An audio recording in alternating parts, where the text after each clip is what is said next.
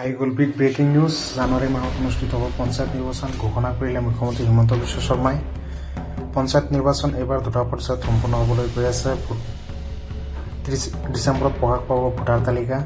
যিহেতু পঞ্চায়ত নিৰ্বাচন অনুষ্ঠিত হ'বই, মাঘ বিহুৰ পূৰ্বে প্ৰথম পৰ্যায়ৰ নিৰ্বাচন আৰম্ভ হ'ব আৰু মাঘ বিহুৰ পিছত দ্বিতীয় পৰ্যায়ৰ নিৰ্বাচন আৰম্ভ হ'ব আৰু 10 ফেব্ৰুৱাৰীৰ পূৰ্বে ফলাফল ঘোষণা কৰিব বুলি আজি ৰাজ্যিক কেবিনেটে সিদ্ধান্ত গ্ৰহণ কৰে আৰু এই কথা ঘোষণা কৰা মুখ্যমন্ত্ৰী হিমন্ত বিশ্ব শৰ্মাই।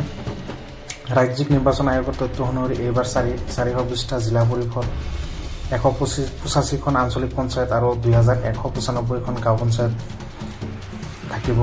এইবাৰ ৰাজনৈতিক দলসমূহে বিনা প্ৰতীক চিহ্নৰে নিৰ্বাচনত অৱতীৰ্ণ হ'ব লাগিব। কেৱল জিলা পৰিষদ আৰু আঞ্চলিক পঞ্চায়তৰ সদস্যসকলেহে ৰাজনৈতিক দলৰ প্ৰতীক ব্যৱহাৰ কৰিব পাৰিব বুলি আজি কেবিনেটে সিদ্ধান্ত গ্ৰহণ কৰে। আৰু এইবাৰ পঞ্চায়ত নিৰ্বাচনত শিক্ষাগত অৰ্হতা লাগিব, যিহেতু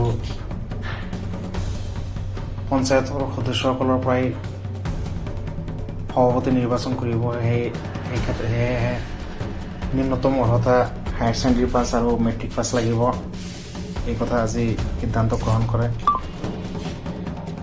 আৰু প্ৰতিজন পঞ্চায়তৰ প্ৰাৰ্থীৰ দুটাকৈ অধিক সন্তান থাকিব নোৱাৰিব আৰু লগত লেট্ৰিনৰ যিটো ব্যৱস্থা সেইটো থাকিব লাগিব। এই কথা আজি কেবিনেটে সিদ্ধান্ত গ্ৰহণ কৰে।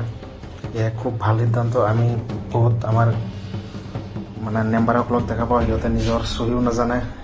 এই ক্ষেত্ৰত আমাৰ ৰাইজৰ বহুত প্ৰব্লেম হয়। গতিকে এই হিচাপে চৰকাৰে যিটো সিদ্ধান্ত লৈছে, ভাল এটা সিদ্ধান্ত লৈছে। আৰু যিহেতু পঞ্চায়ত নিৰ্বাচন আহিছে, আপোনালোকে নিশ্চয় গম পাইছে যে ৰাজনৈতিক দলসমূহৰ মাজত এটা প্ৰতিযোগিতাৰ ভাৱ আহিয়ে গৈছে।